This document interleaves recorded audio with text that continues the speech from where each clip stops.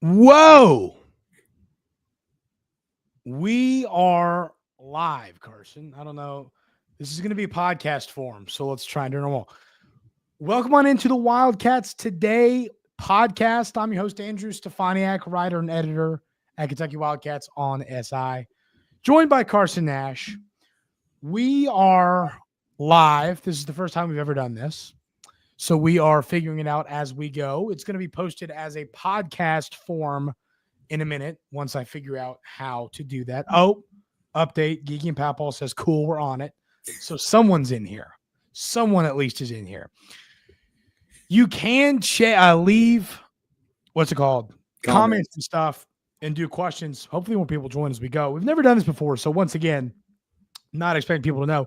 We might start going live more in the future because it's kind of fun. So leave questions, leave comments, and we can answer them as we go. But Carson, last night, the Kentucky Wildcats go to Knoxville and take down the Tennessee Volunteers. I mean, what a fun ball game. Lamont Butler's out. Andrew Carr plays, but doesn't really play. I mean, what a win for this basketball team. They low down, they dirty, they some snitches. You know, we go and a shorthanded team goes down there and beats Tennessee in Knoxville.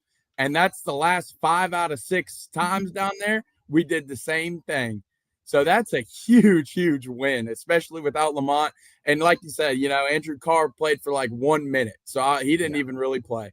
So huge, huge win for Pope and the guys. I mean, coming off of 2 bad losses, I wouldn't consider Bama a bad loss, but Vandy was definitely a bad loss.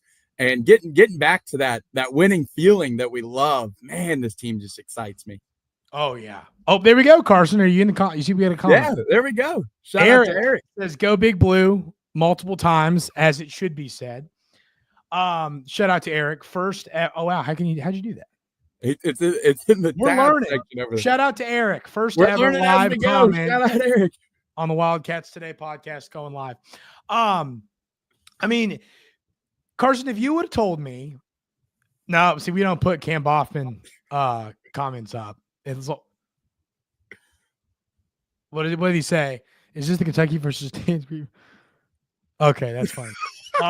So looking at this game, we talked about it, Carson. We said we really need the players that haven't played that well to show up. And it's hard to, Kobe Brea was the guy for me.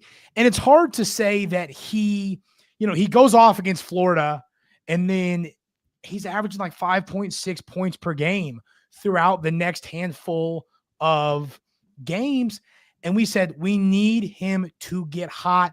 He gets hot, goes 5 for 5, 3 for 3 from deep, gets to the free throw line 7 times. I mean, Kobe Brea showing up is a massive reason why the Cats were able to win this game. And that's why he is down in our MVP corner, which we finally get to use. Finally, the MVP corner is being used, and it's being used by Kobe Brea, the guy that we had talked about. We needed a big game from him, and he delivered. And, me and you never really hung our heads on Kobe Brea because we knew he was going to come back with vengeance. And it was all about getting him good quality shots, and, man, did he make all of them. Okay. Yeah, I mean. There's that comment from Cam. Mike and Bob are having a back and forth conversation here in the comments. But to me, looking at the way this team was in a spot, I mean, Carson, we'll be honest. When we found out, because first of all, when we recorded our preview on Monday, we didn't know Lamont Butler wasn't playing. No, we didn't. You and I get on the phone yesterday, Carson, and, we're sitting there saying they're just not going to win this basketball game. I know they beat Gonzaga without Lamont Butler, but I just didn't see it happen in this defense. I thought we were going to struggle to score. And I mean, the fact that we put up 78 points, there was someone in the comments today, Carson, giving you a hard time because you predicted us to score whatever, and there's no way we score 80. Yeah, no, 78. Yeah, I predicted us 80 in the game. Yeah. If you do remember, I predicted a Jackson Robinson game winner, but that didn't happen. We still won the game. We didn't get to 80, so that fan was right, but I'll take the win. Oh, here's a comment from my favorite mother. Oh, you are my favorite shout out to Dana. podcasters. Love you, mother. Thank you for being here. I texted her. You know, when you sit and you look at the way this team is, just the resilience of this basketball team, Carson, you lose 2 games in a row, a painful one to Alabama, one against Vandy in Nashville that had you ready to scissor kick people. And then, I mean, me too, just, it was a little bit more. Okay, Mike is trying to call in. He's calling me. No, call me in like 10. Oh my gosh. We need to work on that though. I would figure that out. Yeah. Once again, those just joining, this is our first ever live, so we're working through the figuring it out here. Yeah. But I mean, this team is just so great. And it's what you told me, Carson, before we started recording this live. You told me it's why I picked us to win. Every time it seems like our back's against the wall, we find a way to win a big game. And I mean, it does a good job of keeping this fan base. I mean, a 3-game losing streak, you're going to start to see some fans kind of, not a lot, but you're going to see some fans check out just a hair. That's what happens with losing streaks. So, knowing that you find a way to go win against your rival gets me absolutely fired up. So, Carson, what was your like mental reaction when the Cats found a way to win this one? Mental reaction was just very excited. And I remember I'd called you before the game, and you were very out on the Cats, and that's definitely fair because we were missing 2 huge starters. Yeah. And so I was definitely down on it too. But I remember calling you and being like, you were asking me how I felt right before the game. And I was like, yeah, I was like, I don't know. Like Jackson, I like the fact that Jackson is so much bigger than Zakai Ziegler. I think our size in this starting lineup is really going to help us in this game. And you saw a couple times where Jackson was just able to shoot over top of Zakai, and he couldn't really do anything about it. So I think our size kind of helped propel us to the win yesterday, and I think that was huge. And then Zakai shooting also helped us win the game as well. The Nash family's here. We got both mothers rooting us on now, Carson, which is great. Miss Nash is here. Jake Nash is also here. That's a great picture. There he is. Great picture. But, I loved one thing that Rick Barnes had to say after the game, and it was quite funny. I saw this quote this morning, and, he said they, for the most part, were leaving, we had a lot of open threes, and he said, it was by design because they can't shoot. I mean, they are not a great 3-point shooting team. And knowing that now, I mean, I think we left, Igor, we're not going to even give a chance on that last name. They left him open a little bit too much, I thought, because he's a guy that can shoot it for being a taller. Speaking of Igor, how about the fact that we crushed the banked in 3 curse yesterday? Yes, that was big. Well, we did. Someone commented that on our video from Monday, which is funny. But I think if Zakai Ziegler would have, that one that he almost banked in would have gone, that was it. It wasn't happening. It wasn't happening. Here's a great point right here. Let's put this up there. That, our friend Miles, is a great point. Amari was dominant on the boards. And, I mean, we've been begging to see Amari have a good game on the boards. I thought he was great all around. I mean, he goes 3 of 5 from the field, gives you 10 points, 4 assists, 15 rebounds. What he is capable of doing when he is on is unstoppable. He's incredible. It's when he's turning the ball over and stuff like that. It's just, that's when he struggles. And he did a great job. Let's see. And, in all honesty, as a team, we turned the ball over. I know for a fact we at one point had 7 turnovers in the first half. And I think there was still a little bit of time. I'd like to see the splits there, but we did clean it up a little bit in the second half. And I was very happy to see that. We did get a little ugly toward the end, Carson. I mean, Brea throwing a rebound out of bounds, that could have been painful. Yeah. What are your thoughts on the end-of-game situations? And then Ansley just throws the ball to the other team, which I'm not going to knock Ansley, Mello, Almanor at all because he had a hell of a game last night, and he is becoming my favorite player on this team. because not only does he shoot the ball. This is very important. This is a very important comment. Yes, because I'll get to it in a second. But not only does he shoot the ball well, he lets the other team know about it when he does. And I love that about Ansley. Yeah. So to answer this question, we are doing that tomorrow, actually. We just this live thing that we decided to do is kind of a spur of the moment thing. I don't really know what we just were like, hey, let's figure that out. So tomorrow's show, not sure if we're going to do it live or not. We go follow our Twitter and we'll let you know. But we are going to talk about this. What's going to happen? Are folks going to boo? Is it going to be a quiet? Is it going to be a cheer? We're going to talk about that on the show tomorrow. Okay, now here's a question. Is this the three, Carson, that had that kind of bounced up and fell back in?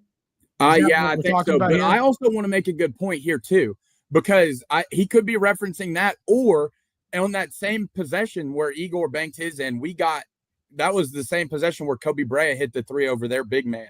There was I thought was a huge, crucial shot, big shot, because it was that banked in three gave them tons of momentum, and we came right back down and silenced them, which was huge. Yes, that's anytime you see a team make a big momentum basket three, whatever it is, and you come back down and answer on the road, especially on the road, it's really going to take. I mean, that took the air out of Thompson-Boling Arena, which is a lot of fun to do because we just do not like them all that much.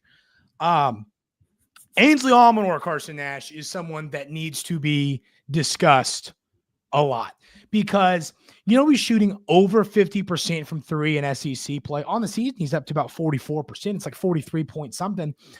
He is playing really good basketball right now. The 2 games without Carr, I know we lost to Vandy, but he scored 12 points in both of the games. Obviously, Carr was active in this game, but he didn't play, besides the 1 minute.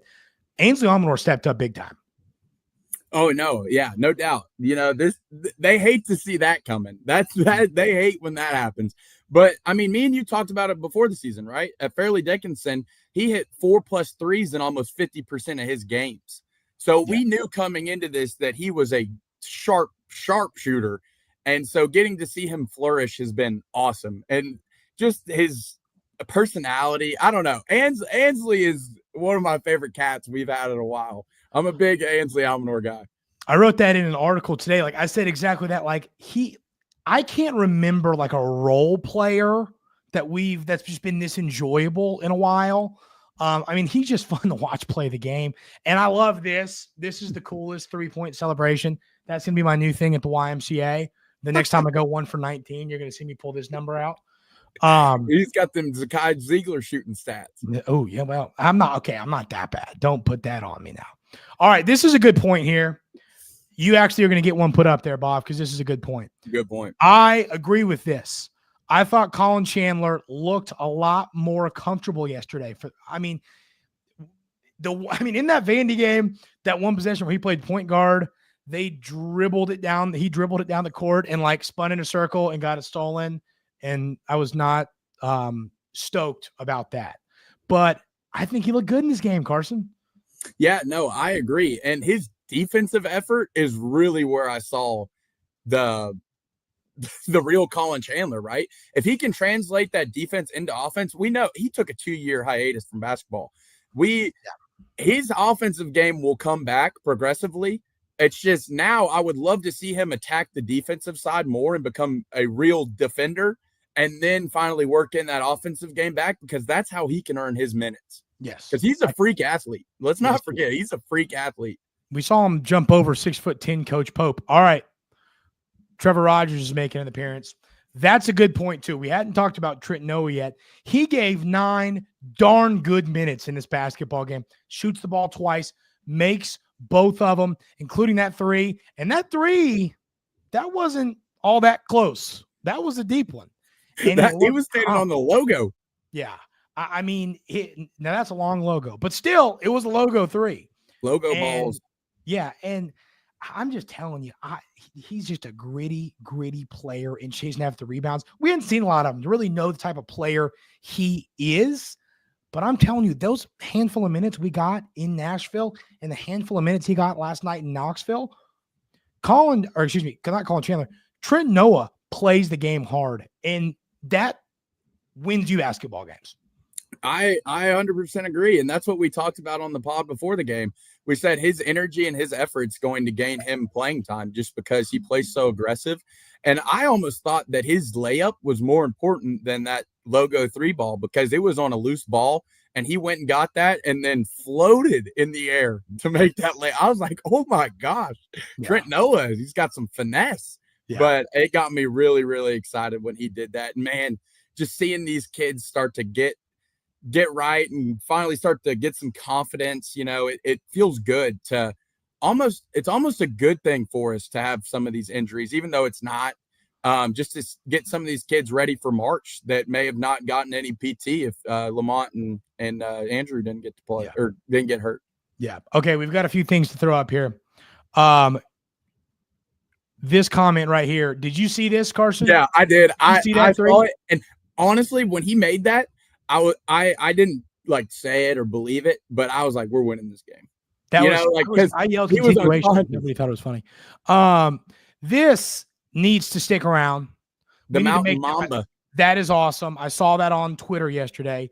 Mountain Mamba needs to be a new thing. We got another pal in the comments. Here we go. I think Carson, I don't think Otega Owe gets hurt, but I mean, he looked fine to me. I think. How long would you have been on the ground had that fall happened to you? Still now, like they would have to cart me out of there. If I felt like that, they would have had to gotten the stretcher, and I would have done like the half-hearted thumbs up as they carted me off to Tennessee fans booing me more than likely. So that's what would have happened. I'll make a point. How did you like that when they booed the call when Jackson Robinson got slapped in the face? Well, that was funny. We talked about that in the house because we were sitting there going, it wasn't the hardest hit in the face ever. No, it wasn't. But he hit him in the face. Yeah. I don't think you can boo when it's clear, evident, no debate that he did in fact get hit in the face. That is very, very, I think that's reality. What about this, Carson? Any concern about the hammy? I was getting ready to pull that up. Honestly, no. I think it was more of a cramp situation. He got tasked with playing a little more defense than he's used to. So I think he was giving it his full effort. So I think it was more of a cramping issue than an actual injury. Yet this is just based on guessing. So I have no real information here, but I would assume that Jackson will be good to go. Those hammy. No, if it was a genuine hammy, I think he'd have been a little more hurt than he was. That's why I agree with you. It was probably a cramp. Because if it was a hammy injury, I don't see him coming back in that game like that quick. Probably not. Hammy injuries, they're a little rough when you really get in there and hurt your hamstring. Looking forward, Carson. Well, first of all, we're going to try and do some new things because we're live today. But right there, down below, Rubber Arena Dunk Cam, is the Twitter for the show. We're really adding a lot to what we do here, and that's the goal. So follow our Twitter, and we'll let you know every day. Hey, we're going to go live because tomorrow we're going to do the whole is Cal going to get booed? What's going to happen? We'll let you know when that's going to happen, what's going to happen on our Twitter. So go follow the Twitter. And I will make my commitment on my decision as well. Yeah.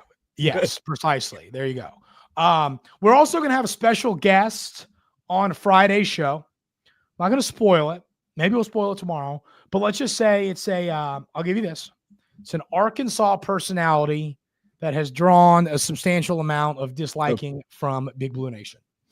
And we will have that person on the show on Friday. So that's going to be fun. I don't know if we're going to, maybe we'll do that live too. I'll have to talk to our potential guest because then we get some comments. That'd be kind of fun too. Perhaps. Yeah. Once again, if you want to find out, go follow the Twitter. What did you think? I'm trying to run through who all played well. Otega, it wasn't his most efficient day from the field, going 4 of 11. But every game I leave impressed with the way Otega always shows up. It's an effort thing for me. Otega could come out and be a little inefficient. I'd still think he had a great game. I think Otega brings you something that many people can't with his energy and his effort. So I thought Otega played great. And that dunk that he had where we were talking about his fall, that was absurd. I mean, how many dunks is he going to get this year where you're just shaking your head? I mean, it's impressive at this point. Yeah, well, somebody threw that in the live a second ago. I can't believe we've got enough people to comment in here that I have to try and find something. I was not expecting that. So thank you all. Oh no. Oh no, that's a very valid point. A very valid point. Very, very valid point from our friend Mike.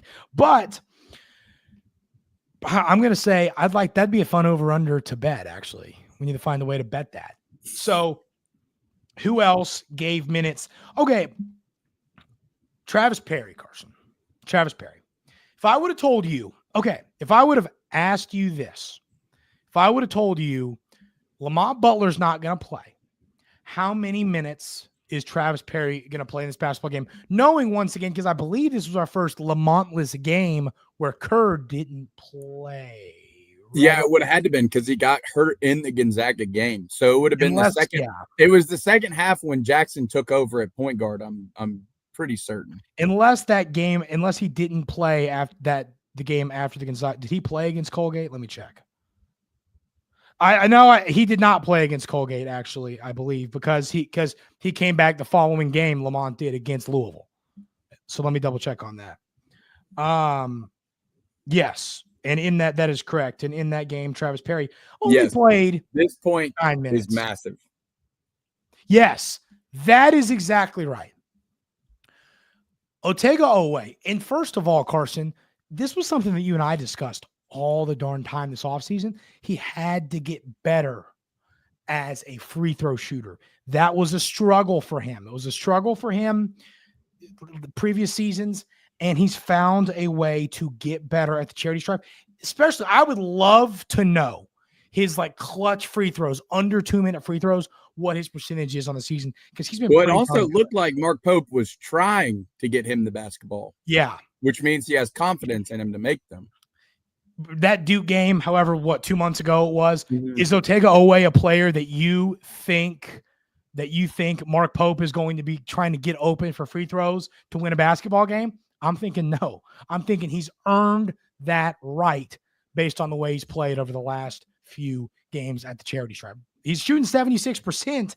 He shot 64% last year. You remember? And this is awesome. I wish we had that clip from a while back because me and you talked about, we're like, this dude could be 18 to 16 to 17 points a game just by increasing his free throw percentage 10 percentage points. Yeah. Because if he gets to the rim and he makes 10% more of his free throws, the math just equates to that. So, I mean, this is huge that Otega can get to the rim. And I thought he looked way more aggressive in that game yesterday than he had taking the ball to the rack in recent memory. So I thought he played great, and the clutch free throws at the end were just the icing on the cake. Agreed. This right here is a great point to bring up too. You want to know why? How many games, Carson, has Otega-Oweh not scored in double figures? 0. That doesn't mean he's always incredibly efficient. He's had his games, but it also does seem like the games, even when he's a little bit inefficient, he always finds a way to do something clutch in the last 3 minutes.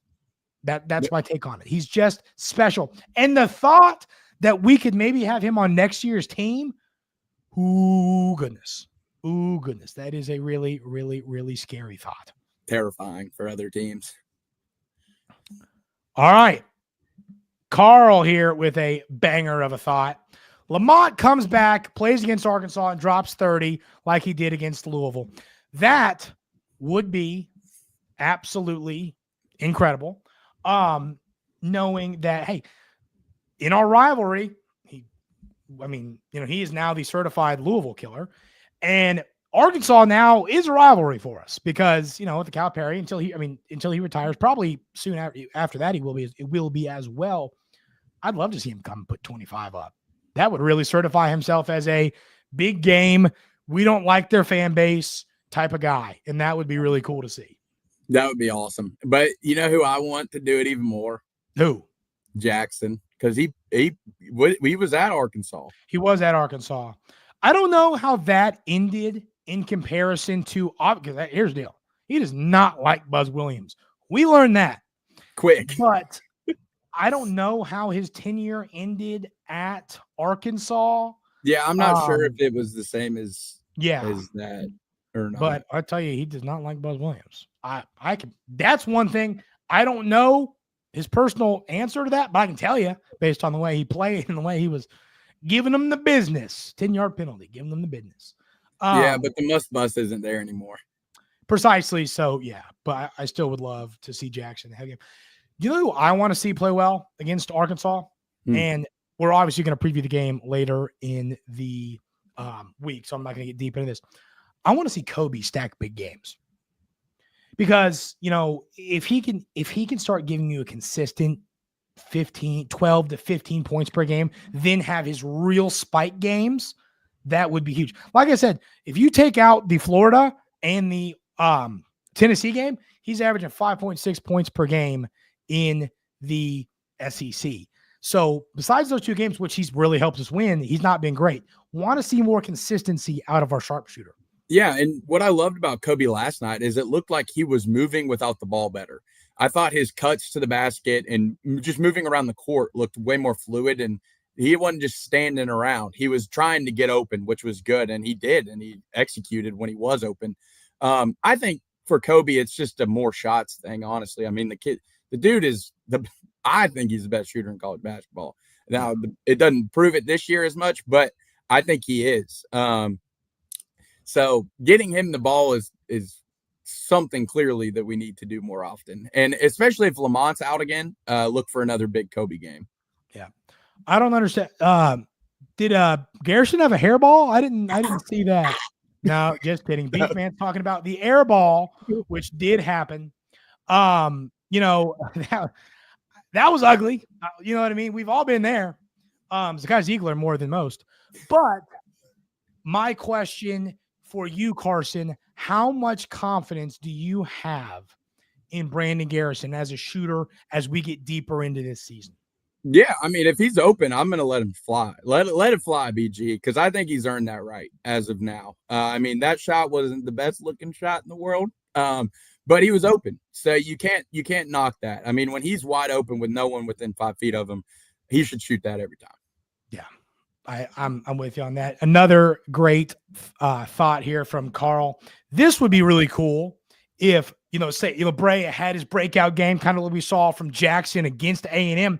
If he could start playing like that every single game, that would be really, really big for us. I mean, and we talked about it. I remember I wrote an article after Jackson's big performance against Texas A&M, kind of saying, hey,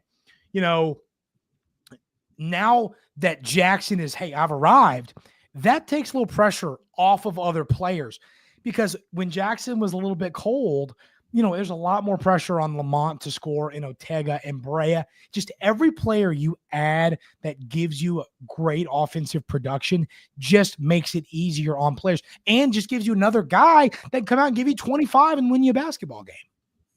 Yeah, no, I completely agree. That's a great point. I'm really looking forward to this weekend. One, because I want to see how this game stacks with Arkansas, because they're both very high emotional games, right? Yeah. So it'll be very interesting to see where the players' minds are at going into that game. Because I mean, this game's a big game. I mean, just to get in the building, it's like $400. So this is a big game to see how the players come back after that big win. It'll be interesting to see. So hopefully they can keep their heads right and play like they played on Tuesday. Yeah, it's a game to me. I tell you, and all kidding aside, one of the things I hate when it comes to a fan of a game, of a sport, narrative games. I do not like narrative games when you are on the opposite side of the narrative. So, I'll give you an example. Okay, we'll throw some examples out there. Our new quarterback is a guy named Zach Calzada, right? Assuming he beats out Cutter Boley. Mm-hmm. We play at Auburn this year. He had a very unsuccessful tenure at Auburn. That's a negative narrative for Auburn. He could go down there and beat them. That's what you don't want. Exactly. Narratives that you're on the other side of. Like a negative narrative. A negative narrative, right? Last night would have been Zakai coming off injury in the second half and coming back and scoring 20 points and beating Kentucky, right? Or exactly what happens to Tennessee. Kentucky's shorthanded, trying desperately to avoid a three-game losing streak in SEC play. Negative narrative for Tennessee. They lose the game. So that to me is why you really need to not let that negative narrative get in the way of you winning this basketball game. Because, I mean, it'll be there. There's people that say, you're going to get, sneaky, man. I don't know. Calipari making his return. Adu Thiero is going to have 30. You're going to hear it all day. Don't let that happen. Yeah, no, I agree. And, man, am I already getting excited. But I'm not going to get too excited now. I'm still living up this Tennessee win because it's always good to beat the Vols. Always, especially the way they thought this game was going to go. They thought they were going to come in and beat us by 20. I mean, all over Twitter, it was just Vols. No, it's Cats. You know how many I saw? Every lock of the day I saw was Tennessee to cover yesterday. It's a lock. All right. Lot of great thoughts here. By the way, I want to shout out everybody that is in the comments. Yes. Carl said something about, a listing every day. Miles here. Really appreciate y'all, just those of y'all that are here every single day and commenting on the podcast. Obviously, this is our first live. So shout out to y'all. I want to say that to y'all live while you're sitting here. We really do appreciate y'all. This is an interesting, a lot of questions within this question. Carson, let's talk about Andrew Carr. We'll talk about Butler's injury, talk about Kerr, and then we will share thoughts on how we defended Tennessee. I will get your thoughts on that, Carson. But Andrew Carr is an interesting one. I don't have a lot. I'll tell you this. I don't like this one. I don't like this injury at all. Because to me, the worst injuries are nagging injuries. And I think that's what's going on with Carr. And here's the reality. He came in the game last night. We were hoping he was healthy. It was very evident on his first defensive possession that he, in fact, is not healthy. So, I mean, Carson, what are your thoughts on Andrew Carr? Obviously, we don't know the inner workings of that injury. It's a back injury. I have them all the time. It's hard to get out of bed. How is he going to get back healthy for a run for us? Well, based off of what you saw last night, I wouldn't say I'm comfortable saying that he would play on Saturday. I mean, he came in for like 1 minute, got beat, and then didn't come back in. So I think he's really hurt. I think he is dealing with a severe injury. I don't know how long it's going to linger. Hopefully not that much longer, but I would assume he's out on Saturday. But I think you're fine without him on Saturday, really. I look to Ansley to keep providing that spark while he's gone. I mean, Ansley's an older guy. He knows he's been through that. And so I think he's out. I think Lamont is a different story. I think Lamont is dealing with the shoulder injury. And so I could see him playing on Saturday, especially with all the talk and media surrounding this game. I could see Lamont playing again. Yeah, I if I was a betting man, I would predict Lamont Butler to suit up on Saturday. I think his is more of I need a one game off type of injury, really do want him out there on Saturday. That's my quick prediction for him. Kerr Kriisa, we haven't got another update. I really don't know. He's bootless. He's moving around. He's, did you see him go up to the ref and clap in his face yesterday? I was watching that. I was laughing so hard. I missed it. Mike paused it and zoomed back. It was great. So funny. Kerr is just one of those guys that makes you laugh no matter what he does.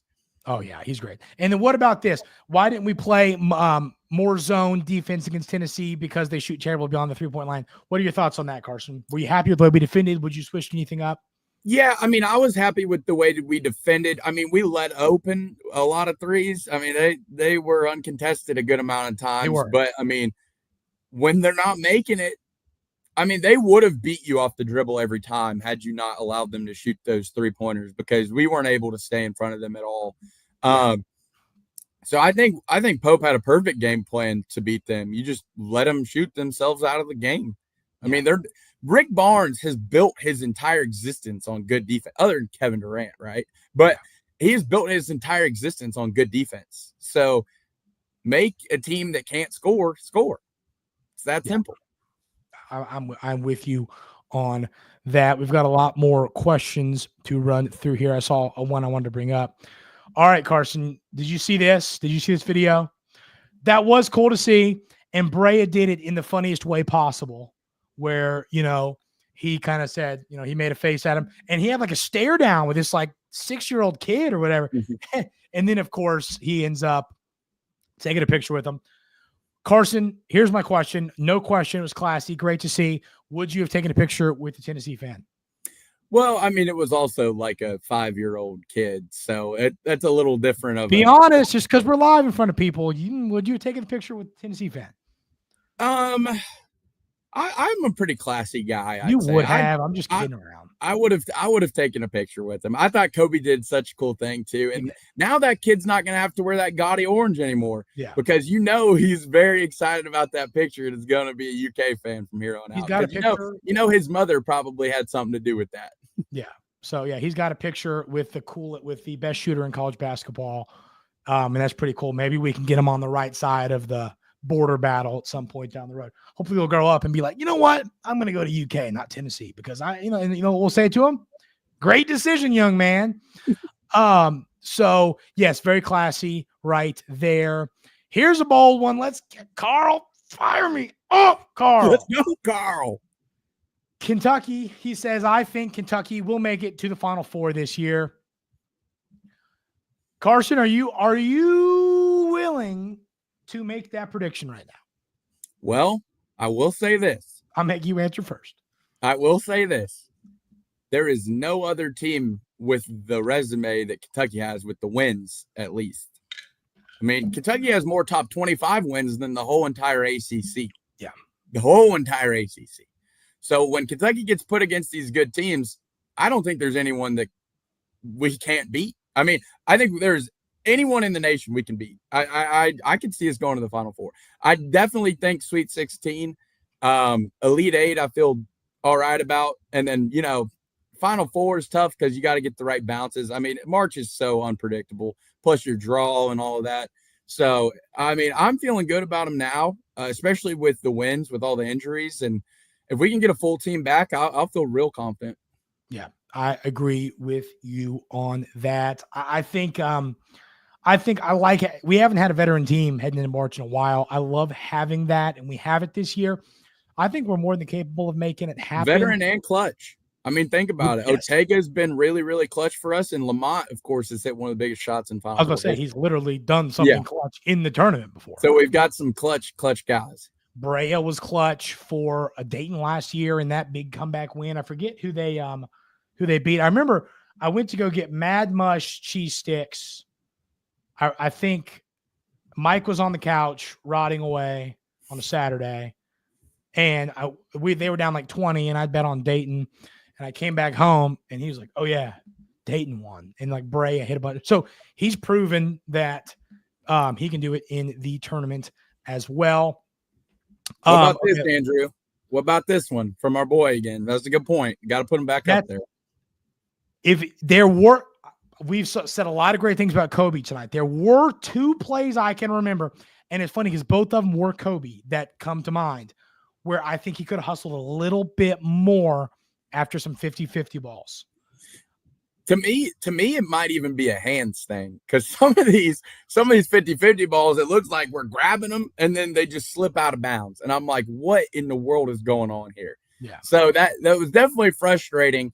But I thought our hustle was pretty good last night. I wouldn't call it that. I wouldn't call our hustle the fault of that. I would say we slipped on a couple balls.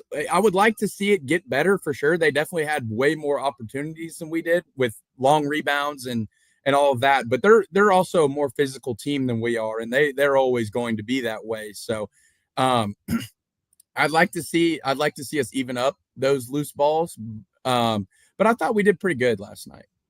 I agree.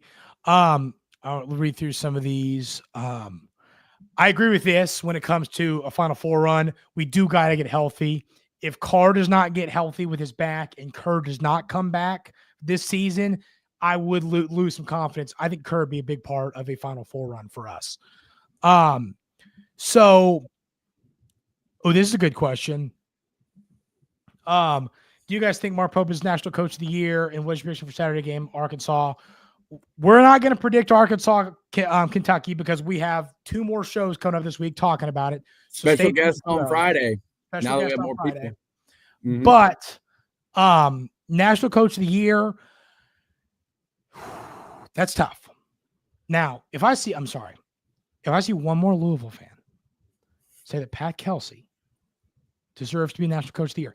Now, hear me out. We do not like Louisville. That is true. I do like Pat Kelsey. I do too. And Louisville fans will tell you the same thing. I do not like Kentucky. I do like Mark Pope. Pat Kelsey's done a darn good job. Mark Pope's done a darn good job. But here's the kicker. How many top 25 wins does Louisville have? Do they even have one? I don't believe they do. So, yes. But this is the argument. This is the argument that irks me about this. Okay. Well, look where Louisville was as a program when Pat Kelsey took over. Mark Pope didn't have a team. It was just him. He wouldn't be able to play. He didn't even have a staff. It was just him and Mitch. So they had to do the Pat same was the same thing. way, but they had to do the same thing, and Mark Pope is doing a better job in a better conference. Kelsey's done a heck of a job. They're a team that can make a sneaky run in March. No question. But Mark Pope deserves it over him. Now, I'll tell you this, though. I bet they give it to Pearl if he finishes this year and they win the SEC and stuff like that. Even if Mark Pope has right now, I'd put Pope as the favorite. Based off everything I've seen and just media and everything, they have him at the top right now. And that was before the Tennessee win. So, I mean, if he keeps winning these games, I mean, he's 6-1 against top 25 teams.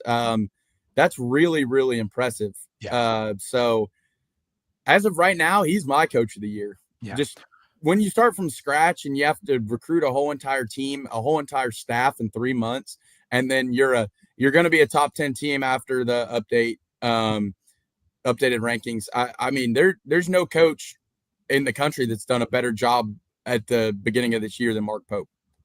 What would grind my gears, though, seriously, is if like Bruce Pearl's had a good year, but I mean, he has the same team from last year and he's done this before. To me, then it becomes the MVP, the Heisman, obviously this year, Travis Hunter won, but the Heisman goes to the best quarterback on the best team. Mm-hmm. I mean, you know what I mean? Like, yeah, Auburn might be a bit better of a basketball team at this current moment than us based on the numbers. That's fine. But what Mark Pope's done is more impressive than Bruce Pearl. And to me, I think probably Shire, Pearl, and Pope are the three names that are up there. Yeah. For coaching. Yeah, those would be my top three. Like, I'd even give it to Shire. I'd give it to Shire before I'd give it to Bruce Pearl, in all honesty. Just because he's a young coach, he hasn't really done this before. My thing in that whole argument then becomes I would take Pearl because he's doing it in the SEC. That's a good point, actually. The ACC is like the worst conference ever. They are really bad. They are really, really, really bad. Speaking of, I wanted to make this point today because I thought it was funny. Because after the Tennessee game last night, the basketball on afterwards was pretty entertaining. It was North Carolina versus Pitt at Pitt. And North Carolina ended up losing to Pitt. And I was like, man, I hope Caleb Wilson is really watching basketball tonight. Because, man, that decision just baffled me, man. Yeah. Hey, he made his decision. Best of luck to him. You know, I mean, I personally think it was the wrong one. But think about a player like that. The only thing I'll say about a player like that, Carson, is if you're really, really good, you're going to be a lottery pick anyway. No, like, 100%. And that's the kid in South Carolina. Fair. G.G. Jackson. Yeah, G.G. Jackson. When it was like, why go to South Carolina? And they were like awful, but he averaged like 19 points a game and went in the lottery. Like, if you're really good, you're going to get drafted. But I don't know why you wouldn't want to go somewhere and compete for a championship. Yeah. Yeah. That's my thing. It's like, I just don't understand that. For me, I would want to go to a better team, but I mean, to each their own. Yeah, I would too. I'd rather compete for a natty and then go pro. Why not? You know what I mean? So I mean, think about it. Anthony Davis was the best recruit coming out. He went to Kentucky, won a national championship, then went pro. Why doesn't everyone want to do that? Makes a lot of sense to me. Makes a lot of sense to me. Okay. Do we have any other thoughts, Carson, before we end our first ever Wildcats Today live stream? No, I don't have any more. Shout out to everyone that was in the comments during this. This was a lot of fun. So I had a great time. What about you, Stefaniak? Well, I'll tell you what. I really do. There's not about 90 people in here right now. Okay. Bob brings up a good point. Have talked about this, and then we'll say our thank yous. I don't know how Jasper Johnson was not a McDonald's All-American. I could like yell about this right now. I'm not going to. I know he caught us at the end of the video. I know, but like I could really scream about this. It grind.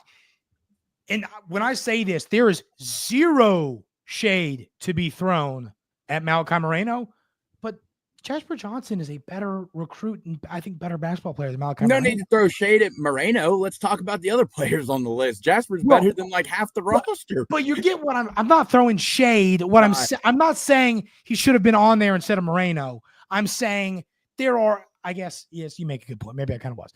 Boy, I could have gone to somebody else. I'm not trying to, you know I love Moreno. I'm just simply saying, why the heck is he not on the team? I don't understand that. And I wrote in an article the other day that, I mean, it makes no sense.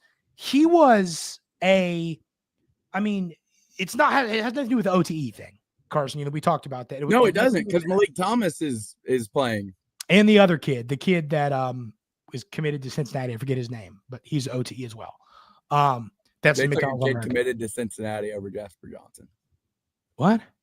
I said they took a kid committed to Cincinnati over Jasper Johnson. Yes. No. Yeah. It blows my mind. But add fuel to the fire, young man. Simple as that. It was crazy. I think even Caden was a little bit snubbed. Not as much as Jasper, but a little bit snubbed. So I was definitely frustrated with that. I was mad. I mean, he's a Lexington kid too, so it just fires me up even more. Yeah. We got way off track today, but it was a ton of fun. Yeah, it's funny. If we weren't live doing this, there would have been not a lot of what was said would have been said. So that is a little bit funny that we got off track, but that's the fun of it. And Carson, this was a lot of fun. I think we need to start doing this more often. Yeah, this was a great time. I think we should maybe start. We'll figure this out. Like I said, ladies and gentlemen, we really tried to, I don't even remember what happened. You literally told me like 5 minutes before we were going to start. You're like, let's go live. And I didn't know if I could figure it out. I somehow did, which is really surprising that I did figure that out. Excited. But, we're going to start doing this more. Like I said, right down here on this little banner floating below us and Kobe Brea is our Twitter for the show. We just got it. We are, it's a new Twitter. We started like last week. So go follow that and we'll let you know when we're going to be putting the pod out, when we're going to be going live. I think it's going to be a lot of fun to start doing this more. So we will update y'all on our Twitter of when stuff's going to be. So stay updated. Go and follow the Twitter there. Carson, what are we talking about tomorrow for those that are just now joining? Oh yeah, we're doing our debate whether to boo or to cheer Coach Cal. So definitely tune into that one to see what I'm gonna do, and it'll be interesting. It's gonna be because I'm genuinely excited to see how folks are gonna react. It's gonna be a lot of fun. So that'll be tomorrow's show. What do you think about this? That was cool. What I love about that right there is you have the best fan base in college basketball, and they do a heck of a job the great word there, acknowledge. They do a great job acknowledging how great our fan base is. And I love that. I love it. I really do. That's the big thing. Pope instills that into his play. They care so much about the Big Blue Nation. Mm-hmm. You can it makes them so happy that they have the support that they do. And it makes me happy watching it all unfold. Having someone who has been to Thompson Bowling Arena as an away fan before. Well, it's not called that anymore. What's it called now? It's called like Party City or something, like Food City. No, well, it's Thompson Bowling to me, and they stink anyway. So, having been a away fan there before, it's not a lot of fun. People are not very kind to opposing fans. So really cool that our fans that were there and went through that, because I promise it was 2.5 hours of not funness, that our players acknowledged them and the sacrifice to go in and get a ticket there and all that. So really appreciate our players doing that. And they all stay after the game for like 2 hours talking to fans, pictures, FaceTime calls with Coach Pope. I mean, that was really, really cool stuff to see. All right, we are going to get out of here before someone says something, and we're here until 7:30. And one more thing. And one more thing. Oh, there it is.